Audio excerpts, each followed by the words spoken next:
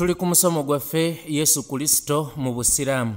Guno musomo gwa 27. Mulowooza singa Yesu Kristo abaddewo n'abawuliranga mugamba nti ye Katonda yatonde eggulu n'ensi, n'abawuliranga mugamba nti yavunaanyiza okubigenda mu maaso mu nsi, n'abawuliranga mugamba nti ye ne Katonda kimu, they are co-equal and co-eternal, yali banyigidde olunyiigira olw'amaanyi, kubanga daawa gye yabaleetera vaasi muganda waffe Ali Kirima ajoogedde emirundi n'emirundi. Teeka ki ekkulu ly'otujjidde? Yagamba atya muganda wange Ali Kirima? Yabuuzibwa ku tteeka erikulembera gonna liri mu Makko 12:28 ogenda paka ku 3. Agamba nti etteeka erikulembera gonna muwulire abaana ba Isirayiri, Mukama Katonda waffe ye Mukama ali omu. Twagamba kiteekeko ebirowoozo gwe omukristaayo, omulokole, mu Seventh Day, mu Malaki, kyabanga ekintu ekyo kye mwogera ku Yesu Kristo munnange muli mu kumulyazaamaanya. Olulyazaamaanya olwaki? Olw'amaanyi. Kubeera nga yajja kubalagirira omutonzi, era omutonzi we era n'abagamba mu musinze yekka, n'abalagira nti yeteeka ekkulu ly'abaleetedde, ne mukwata ebintu ne mubifuula upside down, ne mugamba nedda wali otulagirira ggwe, wali otwekweseemu nenga yeggwe. Munnange kyemukola mulyazaamaanya, olulyazaamaanya olw'enjawulo. Mukimanye nti bannabbi basinga obulumi nga bateereddwa mu bifo bye bataliimu. Makaana libashari an yu'tiyahu Allahu alkitaaba walhukma wannubuwwa thumma yaquula linnaas kunu ibadan li min dunillah. Tekibangawo ku muntu, yani ku nabbi, an yu'tiyahu Allahu alkitaaba walhikma, okubeera nga Allah subhanahu wa ta'ala amuwadde ekitabo, yani amuwadde Qur'an, amuwadde Injili, amuwadde Tawrat, amuwadde obwannabbi. Thumma yaquula linnaas, ate n'akyuka n'agamba abantu nti kunu ibadan li min dunillah, musinze nze muve ku Allah. Nedda. Inna alhamdulillah nahmaduhu wa nasta'inuhu wa nastaghfiruh wa na'udhu billah min shururi anfusina wa min sayyiati a'malina. Man yahdihillahu fala mudilla lahu wa man yudlil fala hadiya lahu. Ashhadu an la ilaha illa Allah wahdahu la sharika lahu wa ashhadu anna Muhammadan abduhu wa rasuluhu sallallahu alayhi wa ala alihi wa sahbihi ajma'in. Abalungi, tukyali ku baana ba Isirayiri, era nga wano twekoonyeeko katono okulaba omubaka Muhammadi sallallahu alaihi wasallama nga tannatumibwa biki ebyali eno ku sayidi gye yatumwa mu Bawarabu gyagenda okutandikira daawa ye. Wa illa omubaka Muhammadi sallallahu alaihi wasallam mubaka eri ensi yonna, era yali mubaka eri abantu bonna, era ng'ekyo Allah subhanahu wa ta'ala yakiwaye yekka. Wa kana al-anbiya yub'athuna ila qawmihim khassa wa bu'ithtu ila an-nasi amma. Yagamba alayhi salatu wassalam, bannabbi baatumwanga eri abantu baabwe bokka, ekibiina kyabwe, naye wa bu'ithtu ila an-nasi amma, nze ow'ekitiibwa Allah yantuma nga ntumye eri ensi yonna. Khatamul anbiya'i wal mursalin, ye nabbi ow'enkomerero ateekeddwa okubeera nga omuchina ayagala okuyingira ejjana ayina kubeera nga yakkiriza oyo, omuyindi ayagala okuyingira ejjana ayina kubanga yakkiriza oyo, omuzulu ayagala okuyingira ejjana ayina kubeera nga yakkiriza oyo, omuganda ayagala okuyingira ejjana ayina kubeera nga yakkiriza oyo, omumerika ayagala okuyingira ejjana ayina kubeera nga yakkiriza oyo, omuwarabu ayagala okuyingira ejjana ayina kubeera nga yakkiriza oyo, omwana wa Isirayiri ayina kubeera nga akkiriza mubaka Muhammadi sallallahu alaihi wasallama alyoka ayingire ejjana. Yenna agaana okumukkiriza fahuwa min ahli nnar, agenda kubeera mu muliro obugenderevu n'obugenderevu. Walladhi nafsi biyadi, ndayira oyo awaniridde omwoyo gwange, la yasma'u bi ahadun min hadhihi al-umma, teri n'omu ampulirako, yahudiyo abeere mu Yudaaya awo nasaraniyo awo babeere Christian, thumma la yu'minu bi, n'agaana okunzikiriza, illa kana min ahli nnar, okujjako bw'ava mu bulamu obw'ensi aba agenda butereevu mu muliro. Ffenna abasiraamu enyiike kyeva ejjula okututta, buli keesi kyetukubako eriiso enyiike ng'ejjula okututta nga tugamba nti nno oyo ekigambo kya Nabbi sallallahu alaihi wasallam kimuteebeddemu, agenze mu muliro. Buli ntaana gye tulabako omusaalaba nga tugamba oyo munnaffe yafa, ebigambo tabitereezezza,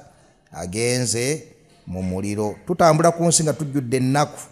olw'okuba amaaso ku bantu abava mu nsi nga tebakkiriza mubaka Muhammadi sallallahu alaihi wasallam, nga tebakkiriza nabbi waabwe, nga sitaani yabagamba nti oyo nabbi w'abasiraamu, nga tebakimanyi nti nno abasiraamu beebo bennyini abaamukkiriza, nga bifo baali basamize, bifo baali bino nabiri ne bakkiriza nabbi oyo nti nabbi wa Allah haqqan wa sidqa, ne wabeera nga bayingira eddiini y'owekitiibwa Allah subhanahu wa ta'ala. Kakati twekoonyeeko katono eyo gye twekoonye nga tulaba embeera y'Abawarabu eggwe agoberera teweerabira. We twaburankingidde waliwo amatabi abiri amakulu, gateekeko ebirowoozo era ogateekeko akasubi, kubanga tuteekeddwa okugaddako. Ettabi erisooka twalabye abaana ba Isirayiri abaagaana nabbi Isa alayhi salatu wassalam abayitibwa Abayudaaya. Twabalabye nga bwe baagaana okukkiriza nabbi Isa ne bagaana okukkiriza Yesu Kristo omwana wa Maryam, Yesu Kristo omubaka wa Allah, Yesu Kristo omutume wa Allah tabaraka wa taala, Yesu Kristo eyajja okusomesa abantu okubeera nga basinza Allah subhanahu wa taala yekka, wala yushirikuuna bihi shay'a, babeere nga tebamugattako kintu kyonna. Bwe baagaana okumukkiriza, Allah yawa abo abaali bakkiriza nabbi Isa alayhi salatu wassalam, abaali bakkiriza Yesu Kristo, abaali bamwanukudde ne bakkiriza da'awa ye, ne basinza Allah yekka, ne batamugattako kintu kyonna, ne bakkiriza nti Isa mubaka wa Allah era muddu wa Allah, era Allah yamulagira kusinza nga bannabbi abalala bonna balagirwa kola ki, bwe balagirwa okubeera nga basinza. Abo abaamukkiriza Allah yabawa upper hand kubali abaamugaana, abaamurijectinga, era fa asbahu zahirin, ne bukeesa ku makya ng'abo Allah bawadde upper hand, bawadde obuwanguzi, ne babeera nga be baasigala mu Baitul Maqdis, bali ne babeera nga badduka ekibambulira, ne bagenda yonna gye bagenda nga bwe twabirabye ebyo mu bugazi. Twalabye kabira 3, Banu Qainuqa, Banu Nadir ne Banu Quraida, Abayahudi. Abo bagamba nti obwakabaka buweddewo, enkizo yaffe eweddewo, ebintu bituvudde mu ngalo, tusigazza kachansi kamu kokka, annabi al-khatim, nabbi agenda okujja nga ye w'enkomerero, oyo gwe bayina mu kitabo kyabwe, alladhi yajidunahu maktuban indahum fi tawrat wal injil, bamuyina mu kitabo kyabwe. Ne bagamba katugende ne mu kifo wennyini ebyawandiikibwa we bitulaga wagenda okutuukira, tusengaawo tumulindiraawo, ke kachansi kokka ke tusigazza okubeera nga tudda ku ntikko, ajje tumukkirize, tulwanagane na bano, tubeere nga tudda mu kifo. Temwerabira nti bagamba nti Yesu oyo nedda mwana wa bwenzi, oyo si nabbi wa Allah, baamugaanira ddala. So nga olwaleero abo abakyawa Yesu olukyawo olw'amaanyi, ate munnange abagamba nti bakkiriza Isa mutabani wa Maryam, bagamba nti bakkiriza Yesu munnange olwaleero, be bawazi bbomu ez'amaanyi okubeera nga batugumbula. Ate abo abakkiriza nabbi Isa alayhi salatu wassalam ne bamwagala olwagala olw'enjawulo, ne bamugulumiza mu ddiini, munnange ate ne badda ku bantu bo nga tebamukkiriza wadde okubeera omusajja omulongoofu, wabula balaba omulogo yakolanga ebyamagero ng'akozesa demonic powers, ng'obwenkanya bwali badde nti kale waakiri bano abamukkiriza nti nabbi, bano abamukkiriza nti mutume, bano abamukkiriza nti nno musajja mulongoofu, bano abamukkiriza nti mu bannabbi bonna ali mu 5 ab'oku ntikko, be baali badde balina masa yaffe okusinga baliwa, okusinga bali abamuyita omwana w'omusajja omwenzi gwe bayita Pandera, oyo gwe bagamba nti yali taata we yali yayenda kwani, yali yayenda ku Maryam n'abeera nga nabbi Isa bamuyita son of a bitch, omwana wani, omwana wa malaya. Wallahu almusta'an, wallahu almusta'an. Kakati awo teekawo omusitale, tuwabuusa maaso toweerabira. Ne tufuna ewookubiri, ensi okubeera ng'emaze okubukala Christianity, obukristaayo obwava edda ku mulamwa obulimu okujja nabbi Isa kwekyo kye yaliko, ne bumuteekako enzikiriza y'okubeera nti nno nabbi Isa ye Katonda yennyini, nabbi Isa mwana wa Katonda, nabbi Isa ali omu ku basatu abakola obwa Katonda. Nabbi Isa yajja n'atufiirira ku musaalaba nga tuliko ekibi, ekikompe ekyali kitutawaanya, ekyali kitugudde mu bulago, kitufuukidde olukookolo, ekyali kitulemeddeko, najja ne bamukuba ku miggo, bamuteekako ekiggwa ku mutwe, ne bamusimba mu kaguli ka Pontiyo Piraato, ne babeera nga bamukikomerera ku musaalaba, n'atufiiririra. Era kati ng'effe abadde oluvannyuma ku musaalaba Gologoosa, ebyaffe byonna ebyakola bitya, byonna ebyaggweera, byonna byetukoze oba tulongooseza, okukomola si kantu n'obutakomola si kantu. Ebintu by'amateeka byasigalire mu ndagaano enkadde, mu bwannabbi buli obukadde. Amene wa Yesu kisa kyereere, twakkiriza omwana wa Katonda omulamu, n'olwekyo byonna bitukola kisa kyereere. Bwekkiriza bukkiriza, otambule buli kimu nga oli free mu bulamu obw'ensi. Bwe batyo ne bejjako amateeka, so nga bannabbi baabwe Allah yabagamba, ya Yahya, owange gwani, owange gwe Yahya, khudhil kitaaba biquwwa, kwata eddiini n'amaki n'amaanyi, soma, teeka mu nkola ebiragiro bya Allah subhanahu wa ta'ala, kuuma amateeka ga Allah tabaraka wa ta'ala. Kakati abo nabo twabalese babunye ensi, nga tulabye engeri gye babunyeemu ensi, ebikolwa bye bakoze kuba n'abaali bakkiriza nabbi Isa alayhi salatu wassalaam. Ne nkugamba nti bino noonyaawe nnyini ku ssimu yo, ojja birabako n'amaaso go, kiki Empera Theodosius bye yakola abantu abaali batakkiriza mu Trinity eziyitibwa Trinitarian groups. Mungoberera bulungi? Kakati ezo z'owulya zi Trinitarian groups mu nzikiriza zaazo ez'enjawulo baali baziranga kino ky'owulira nti abasiraamu baaleeta ekitaliiyo. Bagaana batya okubeera nti Yesu si mwana wa Katonda omulamu? Bagaana batya nti nno Yesu si ye Katonda? Bagaana batya nti nno Yesu y'omu ku basatu abakola obwa Katonda? Bagaana batya nti Yesu takomererwa ku musaalaba? Bagaana batya nti Yesu tiyajja kufiirira kibi kyaffe? Munnanga obalabye abo Theodosius bwe yatta, ebyo bye yabakola yali abalanga kino kyennyini abasiraamu kye bakola batya. Era naawe olaba ebyawandiikibwa nga bikulaga nti be baali basooseewo, yenzikiriza eyaliwo. Enezze luvannyuma etongozeddwa Council of Nicaea yegyemirizaawo, n'olwekyo yinzuule mu ddiini ya Yesu Kristo. Wa illa ekikadde ekiri origino nabbi Isa Yesu Kristo kye yaliko, kyekyo kyennyini abasiraamu kye baliko. Era bajjajjaabo abo abali mu early Christianity, abaali mu Nasoraniya enkadde yennyini baali ku ddiini yennyini ey'abasiraamu. Era eno mu basiraamu tubarikogonayizinga nti bantu bamujjana. Innal ladhina amanu, mazima ddala abo abakkiriza omubaka Muhammadi sallallahu alaihi wasallam, walladhina hadu, n'abo abakkiriza nabbi Musa alayhi salatu wassalam ne bafanga tebarikikitiize nabbi Isa alayhi salatu wassalam. Wannasara bebani, the early Christians abakkiriza nabbi Isa alayhi salatu wassalam olukkiriza olutuufu. Wasabiina man amana billah, oye nakkiriza Allah subhanahu wa ta'ala. Munzikiriza mwa twagirabye enzikiriza entuufu ya nabbi Isa alayhi salatu wassalam. Wal yawmil akhir, nakkiriza olunaku lwaki? Wa amila salihan, nakola biki? Nakola emirimu emirungi. Falahum ajruhum inda rabbihim wala khawfun alayhim wala hum yahzanun, balina empeera ennungi ey'ettendo ey'ekitiibwa nga yejjana eri Allah subhanahu wa ta'ala, era tebagenda kufuna kutya konna wadde okubeera nga banakuwazibwa. Abo nno kyekibagase n'abasiraamu mujjana, kubanga baali ku nzikirizeemu ey'okugulumiza Allah n'okumutukuza n'okumusitula n'obutamukendeeza, nga bakwata ekitonde ekinafu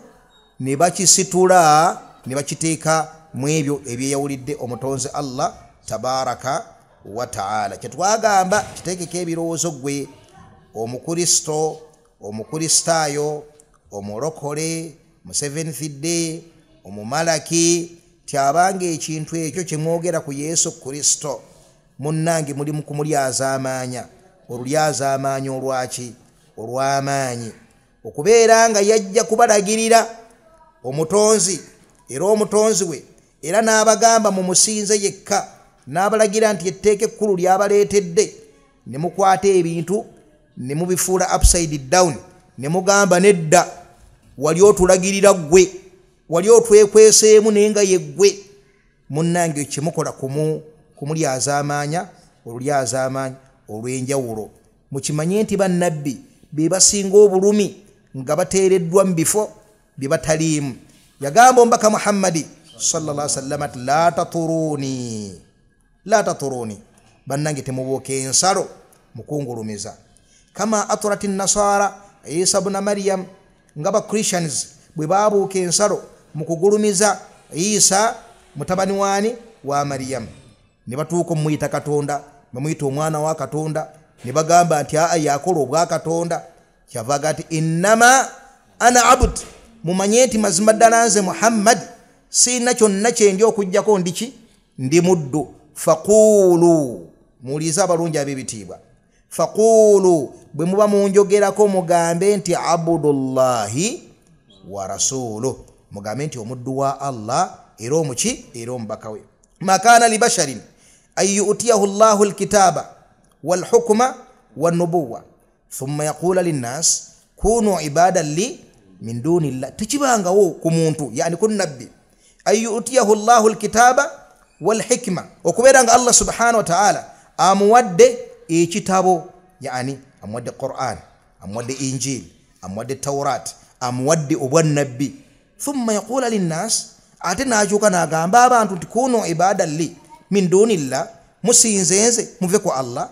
nedda walakin wabula bagamba nti kunu rabbaniyin bima kuntum tuallimuna alkitaba wa bima kuntum tadrusun mubeera abantu abasomye ebitabo ne mubyerundirako ne mubeera nga mulungama mudde eri owekitiibwa Allah subhanahu wa ta'ala omusajja agamba nabbi sallallahu alayhi wasallam ati masha Allah wa shi'ta masha Allah wa shi'ta Allah bw'anaaba yagadde naawe n'oyagala wulira akantu ke yakola okwenkanya Allah okwenkanya nabbi sallallahu alayhi wasallam laba akantu ke yakola ku nabbi sallallahu alayhi wasallam teyamusinza teyamuvunnamira teyamuyita Katonda teyagamba nti alina any divine power yagamba nti Katonda bw'anaaba yagadde naawe n'oyagala nabbi nekimunyiiza okukamala obukamazi kati aj'altani lillahi nidda oyagala kunteeka wamu ni Allah naga qul gamba nti masha Allah wahdahu gamba nti masha Allah Allah bw'anaaba akoze ki Allah bw'anaaba yagadde yani yinze okwagala kwange kuba kukola ki ewali okwagala kwa Allah subhanahu wa ta'ala tuli fenna ekyo kyokka kyamunyiiza alayhi salatu wassalam akawala kabaka yimba mu Madina naga wa fiina rasulun ya'lamu ma fi alghad mufe muni munnabbi amanye bigenda okubaawo enkya daga lekerawo byoyogera ebyo biki byogera ebyo yani ombaka Muhammad sallallahu alaihi wasallam nga tayinza kukkiriza nakamu nakeddagala kubeera nga awibwa bitendo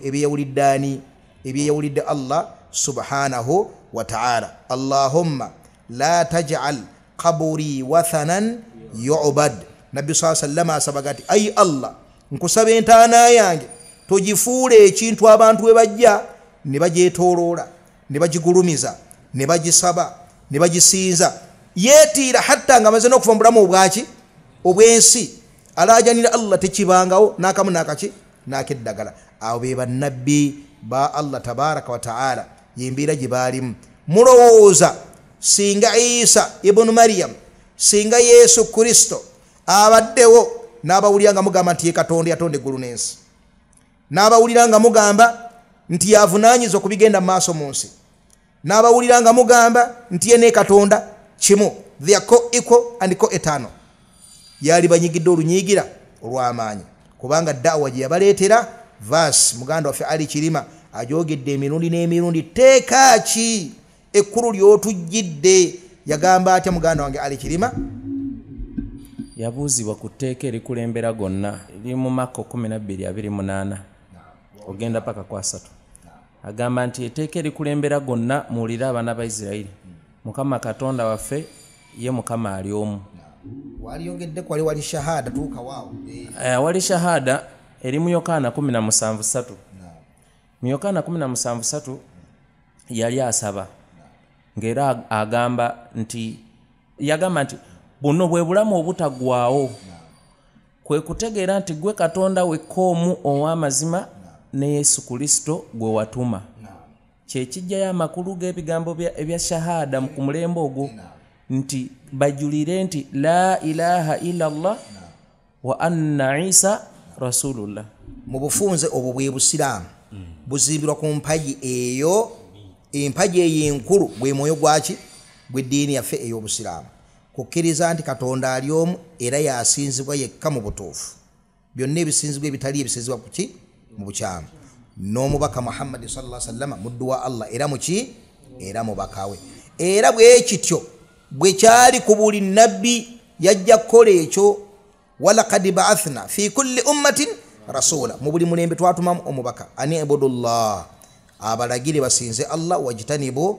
at-taghut, bekeke okussa kyonna ekiri Allah subhanahu wa ta'ala. Allah natugamba nti wama arsalna min rasulin illa liyuta'a biidhnillah, teriyo mubaka yatumwa okujjako kubeera nga agonderwa amakulu y'eshahada. Tuli fenna genda maaso Sheikh Ali. Akabadde kagenda wali nti naye bakivaako olwo basanga bali eyo, ali awo ayimba nti ali waggulu ye yatonda, mundeke mugondere, amanyi bwensula teera bwensiba, ye Katonda wange, Yesu ali waggulu tewali yamusinga. Nga bwe batyo bwe bayimba. Subhanallah. Katonda omu owa waggulu, Yesu gwatusongeddeko nti yeka gwe tulina okusinza, ate agenza okuwunzika nga ye nnyini ye yali nannyini kintu. Kitegereka saba Allah atutaase, atukumire enzikiriza entuufu, n'abaana baffe agibalundireko, era abeere nga ffenna kwatuttira, kubanga wukkaawo wewali ki wewali obuwonero. Kakati twalabye nti nno waali walina okujja omubaka ajja abantu mu kizikiza ekyo ekyali kigenda mu maaso ku nsi, nga bitwalabye emisomo egyakola gitya egyakulembedde, nga ye mbaka Muhammadi sallallahu alaihi wasallam. Bulijjo abasuubizibwa mu biki? Wa mubashiran birasulin ya'ti min ba'di ismuhu Ahmad. Nabbi Isa alayhi salatu wasalam nzizo bbawa amawulire g'omubaka, omubaka agenda okujja oluvannyuma lwange, erinnya lye yaani? Ye Ahmad, ye mbaka Muhammadi sallallahu alayhi wasallam. Nga nabbi twamulabye nga agamba nti walaysa baini wa baina Isa nabi, wakati wange ne nabbi Isa tewali nabbi yenna yatumwa nga Isa bwe yagamba nti ya'ti min ba'di ismuhu Ahmad, agenda kujja oluvannyuma lwange, erinnya lye yaani? Ye Ahmad. Yerimu kumanya abiri agombaka Muhammad sallallahu alaihi wasallam, Allah gyateeka mu ki gyateeka mu Qur'ani ey'ekitiibwa. Kakati ne tugamba twekooneko katono, tulabe embeera Abawarabu baali mu mbeera ki, tulabe ekizikiza kye baalimu, naye tubadde tuli wano ne tugamba nti gwali eyo agoberera awuliriza. Oyinza okukaluubirizibwa singa tunaateekawo okutula okugazi nga tukyakulaga embeera y'Abawarabu n'okulaga ebikwatagana ku mbaka Muhammad sallallahu alaihi wasallam ebyaliwo mu kiseera bwatumibwa, n'engeri gyatumwamu, n'engeri Abawarabu gye bayanirizamu daawa ye. Munnange nga oyinza okwerabira we twakomye, so nga kye kikulu kye tuliko. Twagala nnyo obutaawukana baana ba Isirayiri kiseera kiwanvu ekiyinza okulemesa okubeera nga oyunga ne tubeera nga tutambulira wamu. Kitegereka n'olwekyo ne tukkaanya abawalimu abaliwo ne baga nti awo buukawo tugende butereevu ewali abaana baki abaana ba Isirayiri. Naye nga tetunnagendawo bino mbiwulirize, twali tukonye ku musomo nga twogera ku nsonga ezikwatagana ku ki ezikwatagana ku Bawarabu n'emizizo naki tujja kugendawo mu kifo kyawo. Bal abasiraamu mukimanyi naddala mmwe baganda baffe abasiraamu mukimanyi bulungi nti emisomo mingi egiriwo ku nsonga efaanako bwete gyenzikiriza n'efaanako bwe bityo. Kati njagala tufunewo munaasaba ntono nnyo ku ddaawa y'Abawarabu etutwala ku ekyo kye tuliko. Tusome aya egamba nti wa hadha kitabun anzalnahu. أعوذ بالله من الشيطان الرجيم وهذا كتاب أنزلناه مبارك فاتبعوه واتقوا لعلكم ترحمون أن تقولوا إنما أنزل الكتاب على طائفتين من قبلنا وإن كنا عن دراستهم لغافلين أو تقولوا لو أنا أنزل علينا الكتاب لكنا أهدى منهم فقد جاءكم بينة من ربكم وهدى ورحمة فمن أظلم ممن كذب بآيات الله وصدف عنها سنجزي الذين يصدفون عن آياتنا سوء العذاب بما كانوا يصدفون. Ayeno wano wetuli owekitiibwa Allah ali ku nkomerero eri eya surati al-An'am ng'avudde emabega ng'atulaga abawarabu enneeyisa gye babaddemu n'okubeera nga nabbi bw'atumiddwa abakuraishi byasookeramu byatuukiramu mulimu abaamukkiriza naye abasinga obungi ku ntandikwa baasooka ne bakola batya baasooka ne bamugaana bwe bamugaana mu ebyo Allah subhanahu wa ta'ala bye yababuulira nabyo yagamba nti wa hadha kitabun anzalnahu mubarakun fattabi'uhu wattaqu la'allakum turhamun. Yava waggulu tusikemu waggulu aya ngemu thumma atayna Musa alkitaba tamaman ala alladhi ahsana wa tafsilan likulli shay'in wa huda wa rahmatan la'allahum biliqa'i rabbihim yu'minun. Ombaka Musa alayhi assalatu wassalam Allah yamussaako ekitabo fena twakitegedde kyekitabo kyekyo Tawrat era ntugamba kyekitabo ky'abannabbi bonna abaalamula abaana ba Isirayiri oluvannyuma nabbi Musa alayhi salatu wassalam aya eyo giteekeko ebirowoozo togyerabira Allah bwe yagamba yahkum biha nabiyuna alladhina aslamu lilladhina hadu warabbaniyuna wal ahbaru bima stuhfidhu min kitabillah wa kanu alayhi shuhada. Yahkum biha nabiyuna bannabbi bonna baalamuzanga kitabo kino Tawrat kitegereka hatta nabbi Isa alayhi salatu wassalam buyajja naafuna Injil twalaba nti Injil kana mulhaqan bimadha bitawrat Injil yali yegatta wegase kuki ku Tawrat anti Allah subhanahu wa ta'ala tu yuallimuhu alkitaba wal hikmata wat tawrata wal injil. Allah gena musomesa okuwandika n'okusoma amusomesa ne Tawrat tolabanga ombaka Muhammad sasa bwe yajja Allah tiyamusomesa Injil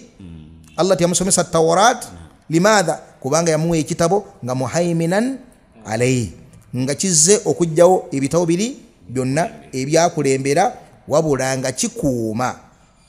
ge makulu g'ekigambo musaddiqan lima bayna yaday nga kikuuma ebikolo by'obunnabbi ebitaawukana mu sharia ya nabbi yenna ng'okubeera nti bannabbi bonna bajja gamba bantu basinze Allah subhanahu wa ta'ala ng'okubeera nti bannabbi bonna bajja gamba bantu babeere nga bagondera ababaka ng'okubeera nti bajja gamba bantu bewala obulyaza amaanya amakulu waliwo ebintu nga buli nabbi yenna abeera naki abeera nabyo. Kakati Allah kyava abasongera wano nabagati wa hadha kitabun neno Qur'ani anzalnahu mubarakun njibasizzaako nga kitabo kya mukisa fattabi'uhu mujigoberere wattaqu muti Allah subhanahu wa ta'ala la'allakum turhamun musobola okubeera nga mufuna okusaasibwa temukalambalira ku masanamu ne mugalemerako kitegereka lwaki kubanga waliwo ekyekwaso kye muyinza okuleeta ng'ekyekwaso ekyo tekigenda kubagasa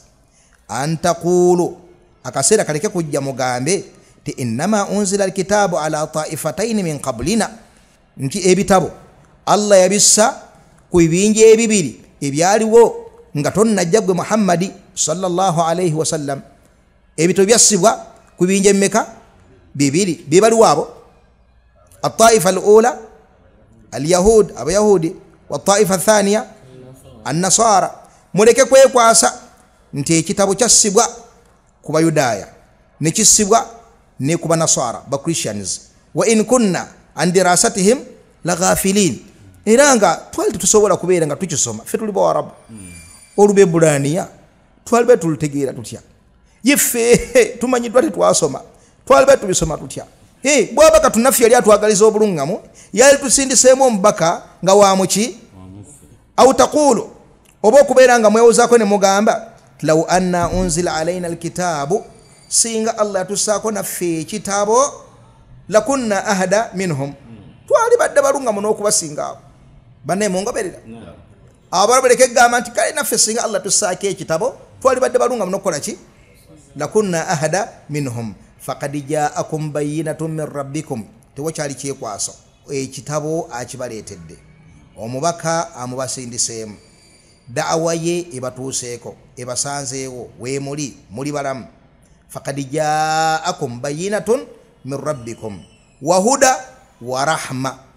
n'obulungamu n'okusaasira wakyaliwo ekyekwaso tewakyali kyekwaso wano kiki twagalawo Allah yakoowoola abawarabu babeere nga bakkiriza Qur'ani eno naye nga abawarabu bakulaga nti bo bennyini baali bakimanyi nti waliwo ebibinja ebyassibwamu ebiki ebitabo ba Jews ne ba Christians baali bassibwamu ebiki ebitabo era mu kuwakanya nabbi n'okumulwanyisa olw'okubeera nti aganya amasanamu gaabwe baali bamuyitaani baali bamuyita Ibn Abi Kabusha bamuyitanga Ibn Abi Kabusha yali omu ku bakojjaabe abaali bakkiriza ebitabo ebyakulembera era nga ye tasinza maki tasinza masanamu ekyo kisingana mu hadithi ki hadithi gyetwakonyeekedda hadithi ya Herakil Abu Sufyan bwe yagenda Herakil natandika omusoyasoya ebibuuzo Herakil ndoze yayitibwa Heraklius ye yali empera wa Byzantine empire mu kiseera ekyo kakati Herakil ebuuzo byasoya Abu Sufyan radiyallahu ta'ala anhu ng'amubuuza byambuuza ku mbaka Muhammad sallallahu alaihi wasallam n'amala Herakil ng'anywezaawo bwa nabbi Muhammad sallallahu alaihi wasallam Abu Sufyan bwe yavaayo najja mu Quraishi ng'abanyumiza ekimutuuseeko no hadithi ya Ibn Abbas eri mu Sahih al-Bukhari yagamba nti laqad azuma Amr ibn Abi Kabusha laqad azuma Amr ibn Abi Kabusha abange nze nva Rome nveeri mu Roman Empire mbadde ngenzeyo okusuubula yali ali yasobola Herakil n'agamba nti ani asinga okubeera okumpi mu abo abatera okujja eno noono nabbi ampeereza ekiwandiiko nga ŋŋamba nsiramuke ne bamunoonyeza Abu Sufyan najja mu lubiri lwe n'amusoya ebibuuzo ebyo agenda okulaba nga kabaka oli wa Roman Empire yenna ajjudde oggulumiza n'okutya omubaka Muhammad sallallahu alaihi wasallam ne balwa gyakoze eki kyavaddeyo e Makka n'aga nti abange omusajja gwe tuyisaamu amaaso wano eri gye mbadde Rome bakola batya naga laqad azuma Amru ibn Abi Kabusha kikyenjagaddemu wano baali balondoola nti nno bali n'ekitabo kitegereka tugende mu surati Sad كم أهلكنا من قبلهم من قرن فنادوا ولا تحين مناص bameka Allah biyazikiriza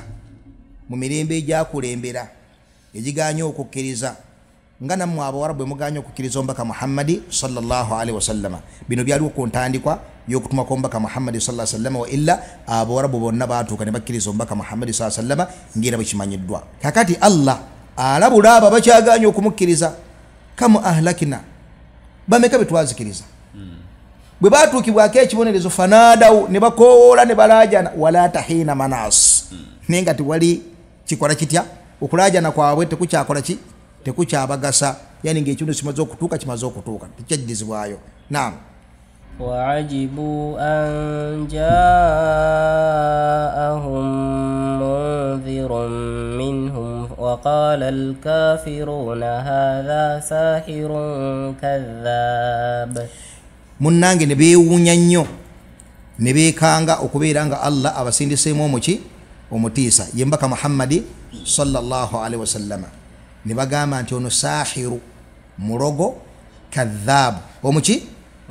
mulogo omulimba genda maaso أجعل الآلهة إلها واحدا إن هذا لشيء عجاب buno bwe busiraamu obutegeerera nnyo ku balabe baabwo kitegeeza nti atali musiraamu omanye ebifa mu busiraamu ng'obijja kwabo abali ku sayidi eyo abasiraamu basaalasaala oba omaze okutuusibwako eyo hujja nti okimanyi nti mu ddiini y'abasiraamu mulimu okusaala abasiraamu beerumya enjala amakulu beesomesa obusiraamu ne bafuuka bakugu mu bwo naye nga babusoma mu layini yakubwogerera gwe tokimanyi nti abasiraamu banaaza abafu baabwe okimanyi babanaaza anti bakunyumize ne bagamba nti abasiraamu bakwata akagogo ne banyiga abafu ne babajjamu ebyenda ne babifumbira mu piraawo abafu baabwe ne babajjamu ebyenda ne bakwata amazzi ago ne bagateeka mu ki ne bagatokoza piraawo era egyo emirambo gye bagitwala okuziika tegibaamu biki mbu tegibaamu byenda ne ffe kyetwagadde nti eyo kitegedde ku sayidi yeeyo wangi Sheikh Abdurrahman Soza agadi jajjaawo yagaana okusiramuka lwa nsonga eyo gye yawulira nti abasiraamu bakola batya. Taata yali tannasiramuka omanyi mu baana b'abakulu b'omukyalo omukulu waliyo eyasiramuka edda kati omwana yafa omwana we yafa abasiraamu ne bava ebusya bajje bakole batya bajje baziike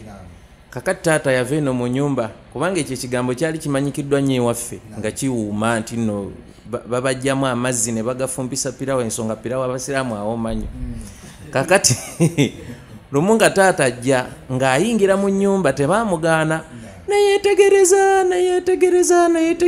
naye bwe yavaayo teyatunyumiza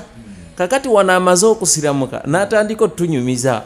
nti munange neetegereza nga sirabako byenda bye banyiga naye abantu baabaki olwo amaze okusiramuka naye wali amazima yagafuna n'agasirikira.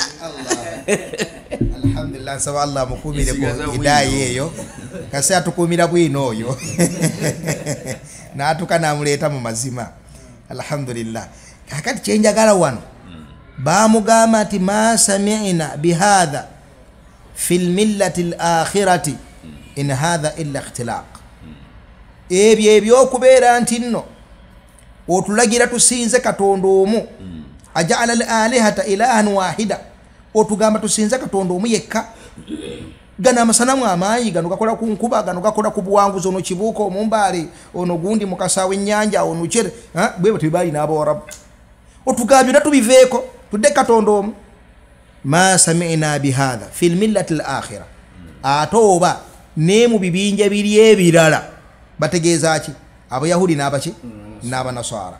Ma sami'na bihadha nabo tetubawulirangako nga basinza katonda omu mongoberera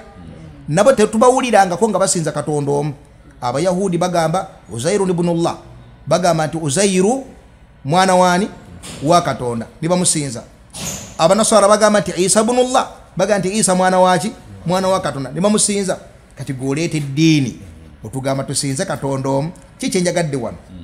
nti n'abo warabu baali bawulira ebigenda mu maaso mu baki mu bantu bakyeringinga nabbi waabwe naye bakola batya naye bebawulira. Idhan bano nabbi sallallahu agenda ogendamu kati agenda kutambula agende e Madiina abasisinkane bwe yabatuukamu yabagamba atya. Wulira hadithi eno hadithi ya Anas ibn Malik radiyallahu ta'ala anhu eri mu Bukhari bwe yatuuka e Madiina jukira e Madiina jazze waliyo Banu Qurayza waliyo Banu Qainuqa waliyo Bani An-Nadhir ezo kabira ssatu ez'Abayudaaya ezazze okuteega ye okulinda ye. Subhanallah bwe yatuukawo kyasuubira nti no bagenda kuvaayo sipiidi bajje bamukkirize agenda okulanga tebakoze eki nga tebakikoze. Kyava abagamba nti ya ma'ashara al-yahud abange mu abaki abange mu abayahudi wailakum nga zibasanze. Eyo wailakum kigambo kya Luwarabu nga kyakutiisa muntu mutawaana ogusobola okukola ki ogusobola omutuukako. Kati mutawaana gugenda okubatuukako mu maaso g'owekitiibwa Allah subhanahu wa ta'ala singa bagaana okkiriza omubaka Muhammadi sallallahu alaihi wasallam. Ya ma'ashara al-yahud abange mu abayahudi wailakum nga zibasanze ittaqullah mutyani mutya Allah fawalladhi la ilaha illahu mumanye nti mazima ddala ndayiro oyo atalina kisinzibwa mu butuufu okujjako ye innakum lata'lamuna mukimanye bulungi anni rasulullahi haqqa timazima ddala ndi mbaka wa Allah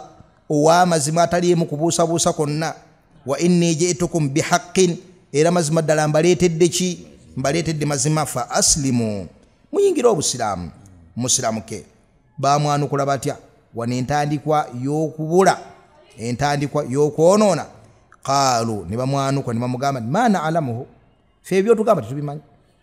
nenge kye kyabajje ne bajja ne basenga wano mu Madina kabira 3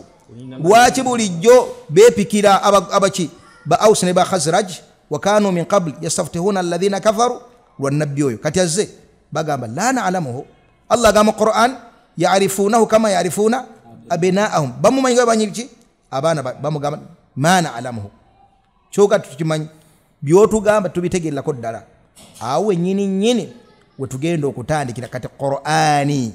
egenda kutandika ko alajal yahudiya wan nasraniya owekitibwa Allah agenda kutandika okulungamya ebibinja bino ebibiri ebyabula abayahudi ba Jews n'abanaswara ba Christians okubajja okuzikiriza eyenkyamu okubalaga enzikiriza entuufu eyo nabbi waabwe Isa alayhi salatu wassalamu gye yaleeta okubatwala n'okubazza ku ddiini entuufu gye bagenda okufiirako bayingire ejjana nga yinaagiri jekitinga agenda kubeera nga akaafalidde owekitibwa Allah subhanahu wa ta'ala abeere nga afuuka ow'omuliro. Waffaqa Allahu liljami' lima yuhibbuhu wa yarda walhamdulillahi rabbil alamin.